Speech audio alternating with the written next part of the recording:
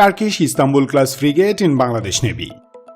আসসালামু আলাইকুম প্রিয় দর্শক, একটি নিউজের ভিত্তি अस्सलामुअलैकुम वीवर, बहुत ही ज्यादा इम्पोर्टेंट वीडियो है। फिर से बांग्लादेश की नेवी में क्या तुर्किश जो फ्रीगेट्स हैं वो ऐड होने जा रही हैं। जदीद तरीन पावरफुल किस्म की तुर्किश स्टेल्थ और पावरफुल किस्म की फ्रीगेट्स जो हैं वो क्या बांग्लादेश की नेवी में ऐड होंगी। आज की वीडियो में यही हम बात करेंगे, तो without wasting the time video को स्टार्ट करते हैं। Turkish Istanbul class frigate in Bangladesh navy.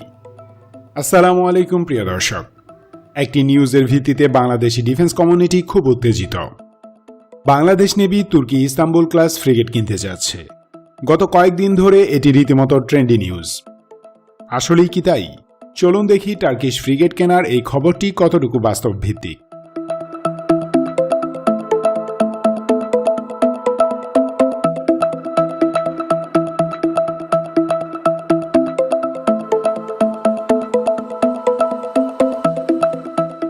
Dear viewers, it all starts with the news of the Daily Sabah.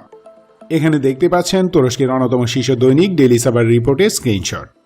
Daily সাবার এক রিপোর্টার এ নিয়ে জুলাই 25-এ একটি নিউজ করে। হেডলাইনটি এমন: Turkish ship builder front runner in Bangladesh frigate programme. মানে হলো তুরস্কের যুদ্ধজাহাজ নির্মাতা বাংলাদেশ নেভির নিউ ফ্রিগেট প্রোগ্রামের শীর্ষ প্রতিযোগী। নিউজের ভিতরে স্পষ্ট বলা হয়েছে এখনও কোনো ফাইনাল ডিল হয়নি। বাকি তিনটি কম্পিটিটরের চেয়ে তুর্কি কোম্পানি কৌশলগত কিছু কারণে এগিয়ে আছে। যেমন ইটালিয়ান ফিনক্যান্টেরি যে অফার দিয়েছে তা বাংলাদেশ নেভির ফ্রিগেট প্রোগ্রামের বাজেটের চেয়েও বেশি। ডামিন শিপইয়ার্ডের অফার করা ফ্রিগেট আর আমাদের স্বাধীনতা ক্লাস করভেটের মিশন প্রোফাইল এবং সক্ষমতা প্রায় সমান। চীন আমাদের ফ্রিগেট প্রোগ্রামে যোগ দিবে চিটাগাং ড্রাইডকের শেয়ারের বিনিময়ে, সেখানে এমনটাই বলা হয়েছে। আর তুরস্কের অফার নির্ধারিত $2.5 বিলিয়ন মাঝেই আছে, এবং তুর্কিরা আমাদের শিপইয়ার্ডের শেয়ারও চাইছে না। তাই ডেইলি সাবার রিপোর্টে আশাবাদ ব্যক্ত করা হয়েছে যে ফাইনালি তারা ডিলটি পেতে পারে, অন্তত পাওয়ার প্রচুর সম্ভাবনা আছে। কিন্তু কোথাও বলেনি যে বাংলাদেশ নেভির সাথে তাদের ফ্রিগেট সংক্রান্ত কোনো ডিল হয়েছে।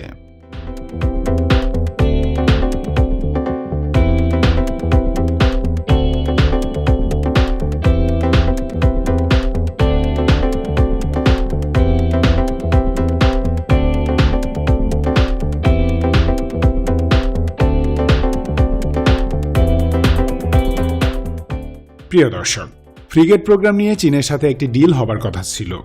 তখন high performance frigate programme evaluation করা হচ্ছিল। প্রোগ্রামের অ্যাকচুয়াল ভ্যালু বা আর্থিক মূল্যমান আনুমানিক ছিল তখন। ইটালি বা নেদারল্যান্ড তখন আমাদের কোনো অফার দেয়নি বা এ নিয়ে কোনো আগ্রহও দেখায়নি।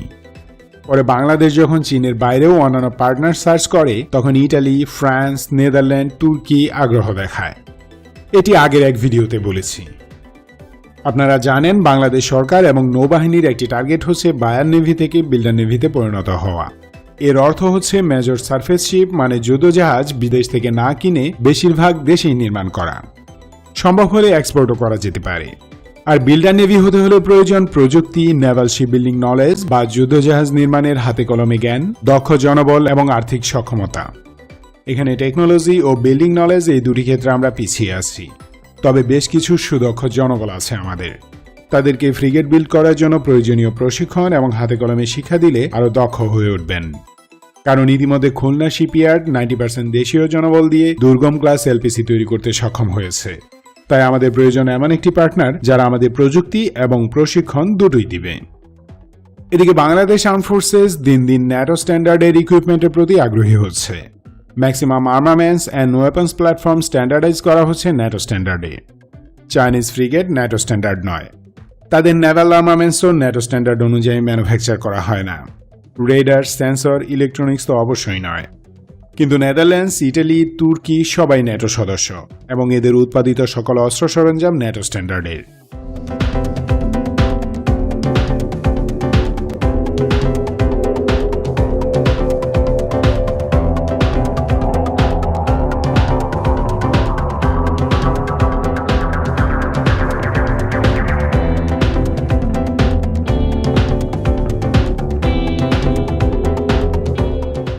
ফ্রিগেট প্রোগ্রাম পিছিয়ে গেছে বিভিন্ন কারণে, তা অলরেডি বলেছি। এখন যদি তুর্কি ফ্রিগেট কেনা হয় তবে আরও 1-1.5 বছর সময় বেশি লাগবে প্রথম জাহাজ লঞ্চ করতেই, কারণ ইস্তাম্বুল ক্লাসের প্রথম ফ্রিগেট মাত্রই লঞ্চ করা হয়েছে। এটি সার্ভিসে যোগ দিতে দিতে 2022 সাল পার হয়ে যাবে, মানে আই ক্লাসের একটি জাহাজও অ্যাক্টিভ সার্ভিসে আসেনি। তাছাড়া তুর্কি নৌবাহিনীর অর্ডার ফুলফিল করাটাও একটা issue. Turkish naval forces Greek নেভিকে কোণঠাসা করার জন্য অতি দ্রুত সক্ষমতা বৃদ্ধি করছে।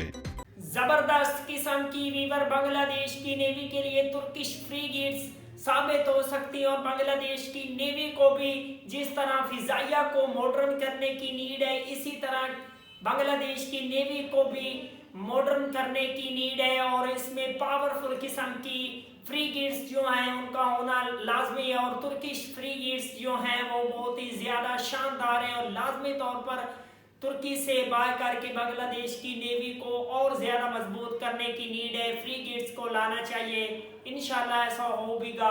तो मिलते हैं आपसे नेक्स्ट वीडियो में इंशाल्लाह, तब तक के लिए अल्लाह हाफिज़।